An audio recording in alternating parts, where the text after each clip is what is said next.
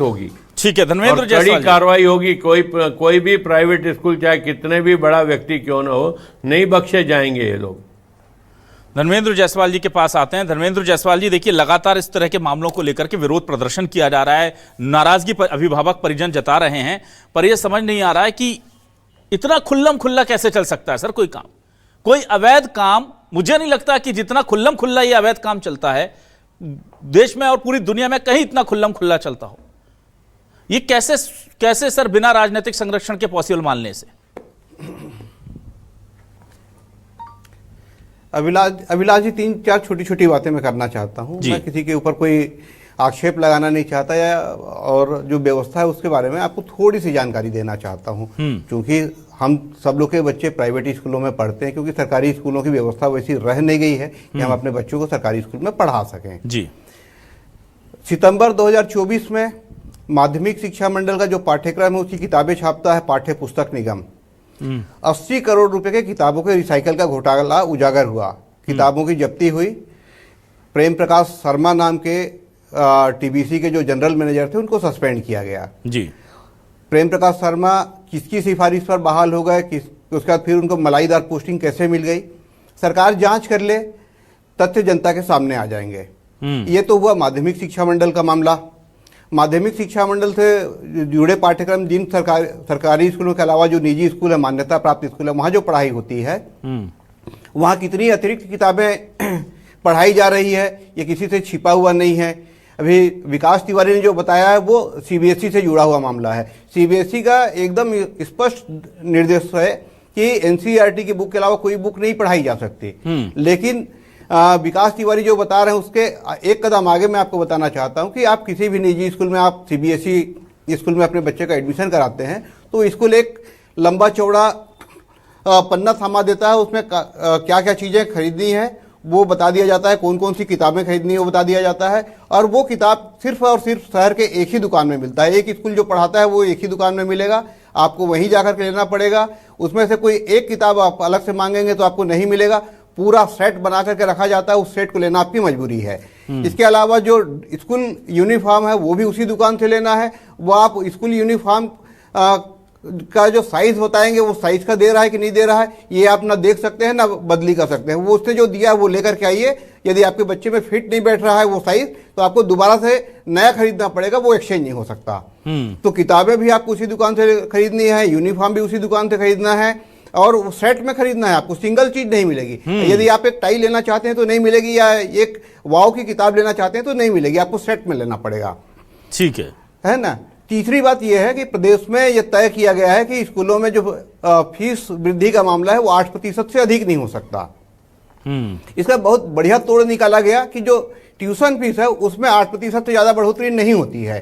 उसके अलावा जो दूसरे कैपिटेशन फीस है, स्कूल डेवलपमेंट फीस है, कासन मनी है, इसके नाम पे जो स्पोर्ट्स फीस है, इसके नाम पे जो फीस ली जाती है उसमें 30-32% तक की वृद्धि होती है। और वो तर्क ये देते हैं कि शासन ने जो निर्देश दिया है वो ट्यूशन फीस के मामले में, तो ट्यूशन फीस हमने केवल 8% बढ़ाया है, अब बाकी जो फीस है वो 30-32% बढ़ जाता है। तो इस तरीके से जो लूट का मामला है वो संगठित तरीके से चलता है। सरकार चाहे किसी की हो, मैं ये नहीं कहता कि ये भाजपा की सरकार आई है तभी ये गड़बड़ी हो रही है, इसके पहले से गड़बड़ियां होती रही है और इसको राजनीतिक संरक्षण प्राप्त है। जो विकास तिवारी इस लड़ाई को लड़ रहे हैं उसमें एक बात विकास तिवारी ने जो नहीं बताई वो मैं आपको बता देता हूं कि ये जो प्राइवेट स्कूल एसोसिएशन है उसकी जड़ें इतनी मजबूत है, उनका इतना राजनीतिक दखल है कि सरकार में चाहे कोई भी मंत्री हो, कोई भी डीपीआई हो, उनके गैंग को तोड़ पाने में नाकाम रहा है। इस समय जो स्कूल शिक्षा मंत्री हैं उनके निवास पर 2 ऐसे अधिकारी बैठे हुए हैं जो पहले स्कूल शिक्षा विभाग के बड़े अधिकारी थे, अब रिटायर हो गए हैं। सारी व्यवस्था वो लोग संभाल रहे हैं, सारा वसूली वो लोग संभाल रहे हैं, सारा जो स्कूलों में क्या व्यवस्थाएं लागू होनी चाहिए, क्या नहीं होनी चाहिए, किसको संरक्षण देना है, किसको नहीं देना है, वो बैठ करके तय करते हैं दोनों अफसर। ठीक है सर। तो आप इसके बाद ये उम्मीद करते हैं कि शिक्षा व्यवस्था सुधर जाएगी, तो ये दीवा स्वप्न है।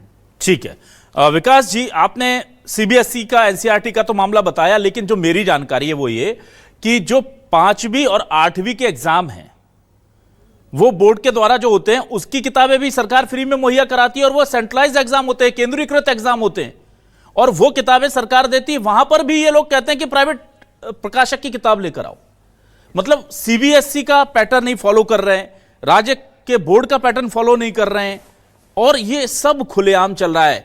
अच्छा, सुंदरानी जी कह रहे हैं कि शिकायत आएगी तो कार्रवाई करेंगे, तो शिकायत पहुंचती नहीं है। और मुझे तो यह समझ में नहीं आता कि अगर कहीं क्राइम हो रहा है तो उसकी शिकायत की जरूरत क्या है भाई? सबको दिख रहा है, किसको नहीं दिख रहा? किसका बच्चा प्राइवेट स्कूल में नहीं पढ़ रहा? कौन बड़ा नेता है, कौन बड़ा अधिकारी है जो सरकारी स्कूल में बच्चे पढ़ा रहा है? अभिलाष जी, मैं टेक्निकल चीज की फिर वापस आपको मैं टेक्निकल चीज में लाऊंगा। छत्तीसगढ़ माध्यमिक शिक्षा मंडल के मान्यता प्राप्त प्राइवेट स्कूल, उनके खिलाफ पिछले साल से तल्ख कार्रवाई चालू हो गई है और 1784 स्कूल में संख्या बता रहा हूं, जो सीजी बोर्ड के लगभग इंग्लिश मीडियम स्कूल है, इन्होंने पिछले सत्र में 25-26 में पाठ्य पुस्तक नहीं उठाया। इस लिस्ट की जानकारी खुद पाठ्य पुस्तक निगम के चेयरमैन ने मीडिया को दी और इसमें मैं समझता हूं तकरीबन 4 से 5 लाख बच्चे पढ़ते हैं, जिनको पढ़ाना था सीजी बोर्ड का फ्री टेक्स्ट बुक, और उनको पढ़ा दिए ये सारे जितने भी महंगे पुस्तक है वो। अब पिछले साल हाई कोर्ट में जस्टिस चंद्रवंशी साहब के बेंच में प्राइवेट स्कूल वालों ने याचिका लगाई कि हम 5वीं 8वीं बोर्ड का एग्जाम नहीं देंगे। उसमें मैंने तत्काल इंटरवेंशन एप्लीकेशन लगाया और माननीय न्यायाधीश को यह बताया कि ये फ्री टेक्स्ट बुक के जगह इनको पढ़ा दिए साल भर बच्चों को। ये बच्चों के साथ बहुत बड़ा अन्याय किया जा रहा है। माननीय चंद्रवंशी साहब ने इनकी याचिका खारिज कर दी, मजबूरन इनको 5वीं 8वीं का बोर्ड एग्जाम देना पड़ गया। अब आप अभिलाष जी एक बात बताइए, माननीय श्रीचंद सुंदरानी जी वरिष्ठ नेता है, ये कहते हैं कि शिकायत मिलेगा तो कार्रवाई करेंगे। मैं श्रीचंद सुंदरानी जी कहता हूं कि शिक्षा सचिव आप कमलप्रीत सिंह जी से विकास तिवारी की शिकायतों के बारे में पूछ लीजिए। डीपीआई डायरेक्टर ऋतुराज रघुवंशी से आप विकास तिवारी की शिकायत के बारे में पूछ लीजिए। आपके जो 5 संभाग आयुक्त हैं उनसे विकास तिवारी की शिकायत के बारे में पूछिए। बहुत दर्दनाक स्थिति है, बच्चों को जबरिया ये पुस्तकें पढ़ाई जा रही। देखिए अभिलाष, एक छोटा सा चीज दिखा रहा हूं, ये मैथ्स मेला है, एनसीईआरटी का बुक है, इसको बच्चों को पढ़ाना है, मात्र 65 रुपए का है ये। और प्राइवेट स्कूल क्या पढ़ा रहे हैं, मैथमेटिक्स पार्टिकल बुक 215 रुपए का। आप एक बात बताइए, इस बुक को छोड़ के इस बुक को पढ़ाने की अनुमति किस जिला शिक्षा अधिकारी ने दिया? क्या इसकी अनुमति शिक्षा मंत्री दे रहे हैं? क्या इसकी अनुमति आपके डीपीआई डायरेक्टर या शिक्षा सचिव दे रहे हैं? मैं तो आपके राष्ट्रीय चैनल में हाथ जोड़ के प्रदेश के नेताओं से, किसी भी पार्टी को, पत्रकारों से, आईएएस से, आईपीएस से हाथ जोड़ के मेरा अनुरोध है, प्राइवेट स्कूल के वार्षिक उत्सव, खेलकूद उत्सव में जाना बंद कर दे। क्योंकि ये क्या कर रहे हैं अभिलाष जी, मैं आपको बता रहा हूं, ये अतिथि बना के बुला लेते हैं और ये पुस्तक पढ़ाते, ये पुस्तक गायब कर देते हैं, कोई भी कार्रवाई करने की हिम्मत नहीं कर रहा है। इसके लिए मेरे को भी एक दिन जेल जाना पड़ा।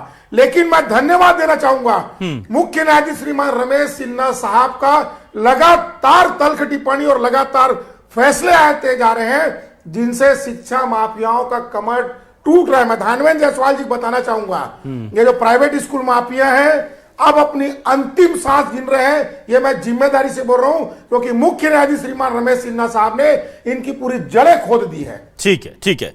श्रीचंद सुंदरानी जी, देखिए इतने तो मासूम नहीं है हमारे अधिकारी के उनको पता नहीं चलता। और अधिकारी छोड़िए, जनप्रतिनिधि, दुनिया की सबसे बड़ी पार्टी आपके पास सर, और आपको पता ही नहीं कि आपके बच्चों के साथ क्या हो रहा है, कहां वो गलत तरीके से उनसे किताबें खरीदी जा रही हैं, और ये पूरा का पूरा सिस्टम सोया हुआ है। सर, शिक्षा विभाग क्यों सोया सबको पता है।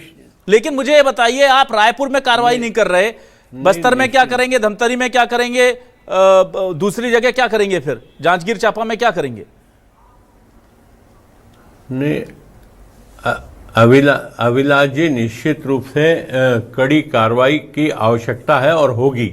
मैं आपके चैनल के माध्यम से भाई विकास तिवारी जी ने भी बहुत अच्छा प्रयास किया है, बहुत अच्छी जानकारियां आज इस डिबेट में उन्होंने दी है और कहीं न कहीं सरकार के संज्ञान में भी लाने का काम लगातार वो कर रहे हैं। और लगातार इस विषय पे सरकार भी गंभीर है। किसी भी प्राइवेट स्कूल की मनमानी नहीं चलने दी जाएगी, उनकी मनमानियों को कुचला जाएगा।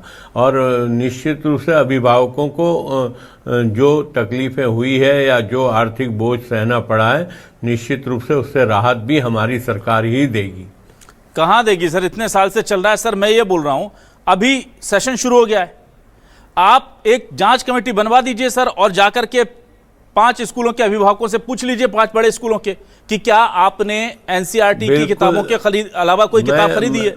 मैं व्यक्तिगत रूप से माननीय मुख्यमंत्री जी से और शिक्षा मंत्री जी से बात करूंगा और इस पे कड़ी कार्रवाई की बात करूंगा। बहुत अच्छी बात है सुंदरानी जी। विकास जी, जल्दी से, बहुत कम समय बचा है, आपको 10 सेकंड देता हूं, फिर मैं आऊंगा धर्मेंद्र जी के पास।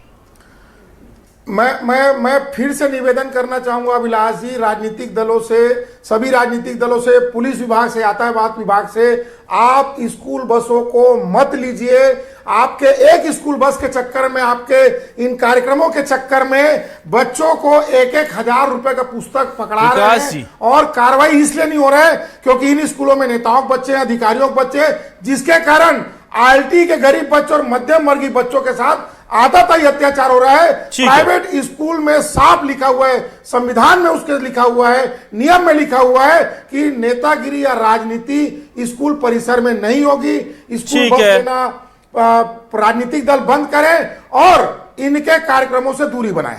ठीक है, जल्दी से धर्मेंद्र जायसवाल जी आपके पास आता हूं। धर्मेंद्र जायसवाल जी, खुल्लम खुल्ला ये जो लूट चल रही है, ये राज्य सरकार के अधीनस्थ जो स्कूल है, पाठ्यक्रम के अधीनस्थ, उसमें भी चल रही है और साथ ही साथ सीबीएसई के उसमें भी चल रही है। शिक्षा मंत्री कहते हैं कि हमने जांच कमेटी बना दी है, उनके पास उनको अधिकार दे दिए हैं, पर सीधी तौर पर मतलब कोई स्पष्ट बात ही नहीं कर रहा है कि भाई यहां तो स्पष्ट चल रहा है खेला और हम कार्रवाई करने जा रहे हैं। मैं बता रहा हूं, अगर ये केवल जांच बिठा देना तो प्रदेश के 8,000 अगर प्राइवेट स्कूल हैं तो उनमें से 6-7 हजार पे तो ताले लगने की नौबत आ जाए या उन पर फाइन लगा दिया जाए 1 साल मोटा, तो ठीक हो जाए। पर दिक्कत यह है कि इसको कार्रवाई, आपको लगता है आश्वासन के बाद कुछ हो पाएगा या बस वही दिखावे की कार्रवाई हो जाएगी 1-2 स्कूलों की? अभिलाष जी, देखिए ऐसा है कि पूरे प्रदेश में स्कूल खुले 25 दिन हो गए हैं। 25 दिन इस सत्र के बीत चुके हैं।